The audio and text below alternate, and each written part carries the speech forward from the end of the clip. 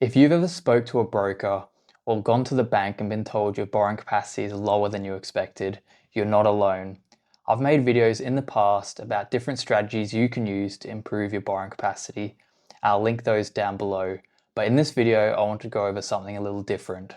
Instead of just talking theory, I wanted to go through some real life scenarios and go through the actual numbers. We'll look at what someone's situation looks like today, why they're capped on their borrowing power, and what levers they can pull to actually improve it. Small changes in the right areas can actually create surprisingly large differences in what a lender is willing to approve. So whether you're trying to buy your first property, planning to upgrade, or looking at that next investment purchase, my goal is that you see yourself in one of these examples and walk away knowing exactly what you can do to improve your situation.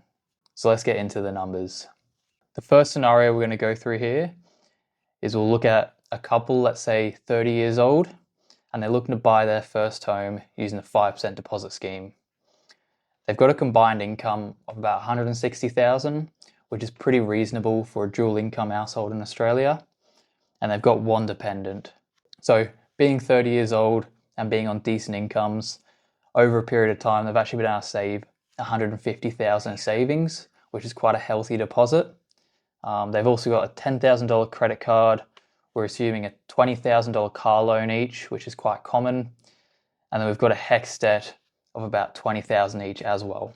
So looking at these numbers initially and looking at their borrowing capacity, with a major lender that's using their scheme, we're looking at about a $500,000 borrowing capacity, which isn't a lot nowadays. Most of these lenders are including their HECS in their calculations, but there is actually one or two lenders that we can use that have special HECS policies. And if we're able to exclude this HECS debt, we instantly boost their borrowing capacity up to about $546,000. The next step they can take to actually improve their situation is to close that credit card. A $10,000 credit card is going to reduce their borrowing capacity by roughly $50,000. So by closing this, they're going to be boosting their borrowing capacity to nearly $600,000. And for the sake of this example, we're going to assume that credit card was maxed out and they're going to use $10,000 from their savings to pay it off and close it. So now the next step that they can action is actually refinancing both of their car loans to the longest term and minimum repayments. And this could boost their borrowing capacity by another $80,000 roughly, and they're going to be looking at about $674,000 in borrowing capacity. Now, this might be enough to get them into what they want, but if they're wanting something a bit bigger, they're still going to need to push their borrowing capacity a little bit more. So if they actually take another $40,000 out of their savings and pay off these car loans, they could be boosting their borrowing capacity to about $750,000, which if we look at the initial value that we had, which was $500,000, this is a pretty big jump up just by pulling a few levers. If we go back through and look at what they could buy using their savings at these different stages, if they had 150K at the start and they were willing to use all of that to buy a property, in Queensland they could buy a property worth up to about $690,000. They wouldn't even need to be using the scheme for this because they had such a large deposit. Once the credit card is closed, again we take that $10,000 off from their deposit, we can then look at properties up to about $720,000, and this would now be using the scheme. The next step we looked at was refinancing the cars, and they would now still have the same amount of savings, but could purchase for up to $789,000 using that extra borrowing capacity. And lastly, we'll look at using that $40,000 to pay off their car loans, and now they can purchase for up to $820,000.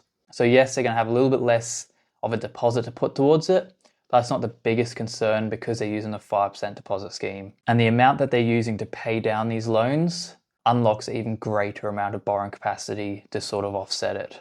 So if they pull all these levers, they go from purchasing a home worth less than $700,000 to one worth about $820,000. This is a pretty big jump and can make quite a big difference for a young couple that's starting their family. Okay, so now on to scenario 2, which is going to be a little bit different. We're going to be looking at a single applicant. Let's say they're 25 years old, they're still living with their parents, they're earning decent money, they've got no children, and they've got a pretty substantial amount of savings. So let's say they're earning about $110,000 and their savings is about $80,000 that they're willing to put towards a purchase. And this person has no credit cards and no other debts to worry about. So straight off the bat, having no debts, there's a lot less levers you can pull to sort of boost that borrowing capacity.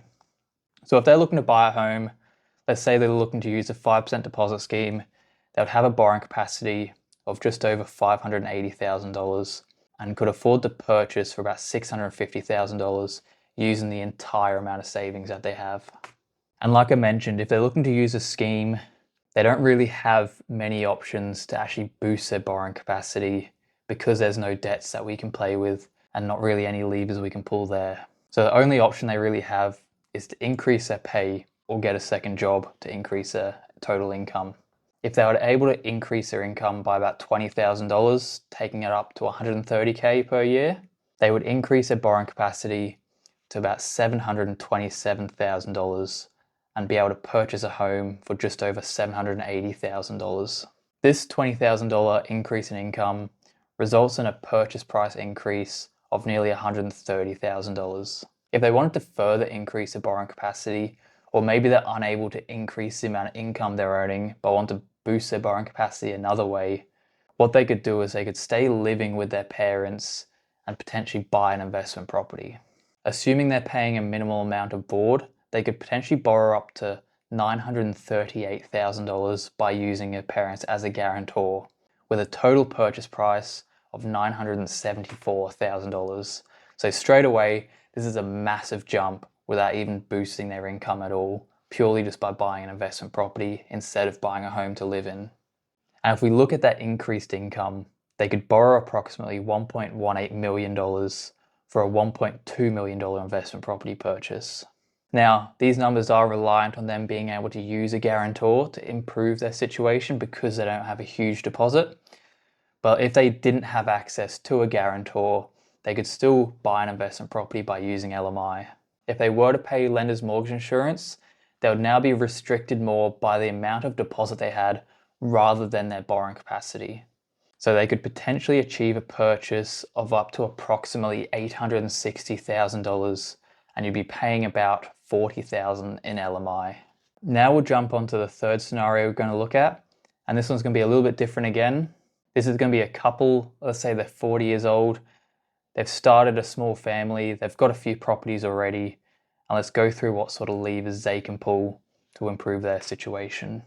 They own their own home that's worth about $1 million, and they've got a mortgage on it that they've paid down to about $400,000. So they've got heaps of equity there that they can use. They've got a pretty substantial combined income. They're earning about $250,000 together, and they've got 3 children. They already own 2 investment properties, and they want to use this equity to try to buy another one. And they're aiming to try to buy an investment property worth about $1 million, and we're assuming a 4% rental yield. So currently, they've purchased their investment properties, not with the best structure, and they're all paying principal and interest on each of these loans. And for this example, we're just going to assume all of their loans are at 80% LVR on the current investment properties. So they've also got about $20,000 limit in credit cards. They've got $50,000 in savings, but they don't want to use any of this. They want to keep this all as a buffer and only use equity to make the purchase. So as mentioned, they've got heaps of equity, but they've got limited borrowing capacity currently. So right now they've purchased all their properties through their local bank. So they're all with one lender, and this lender won't offer them anymore. They've currently got 0 borrowing capacity to try to progress and buy this next property. So some people will just completely stop and assume they can't do anything, but if we can pull a few levers, we can actually get them this next purchase. So one more thing to note is that new purchase that they're going to make, they want to be interest only to be able to boost their cash flow, because paying principal and interest will be too much for them to handle. So the first step we can do is we can look at second and third tier lenders, because they're currently only looking at a major bank. With their current situation, their borrowing capacity ranges from, let's say, $300,000 to about $650,000, depending on the lender, but the interest rates aren't great. So there's quite a range of borrowing capacity when you're looking at second and third tier lenders, and depending on which lender you look at, their borrowing capacity can vary quite a lot, as well as their interest rate. So this obviously isn't enough to get them where they want to be. So the next step we're going to look at is closing that credit card. So that $20,000 credit card is going to reduce their borrowing capacity by about $100K. So if we pay this off if needs be and close it out, we're going to boost the borrowing capacity by about $100,000. So even after closing this credit card, they're still not going to be where they need to be to make this purchase. So we're going to keep looking at what other steps they can take to improve their situation. Step 3 would be to refinance their current home's mortgage to reduce payments. So this would include refinancing it, getting the lowest rate possible and stretching that term out to 30 years again, because currently it might only be at 10 or 15 years based on their original purchase. So once we've done this refinance, they'd be looking at about $750,000 to $900,000 with some of the lenders, but it's still not quite enough borrowing capacity to complete this purchase. But at this stage of doing the refinance, what we'd do is we'd pull out the equity that they need to use to make the purchase and have that ready for when they need to buy the property.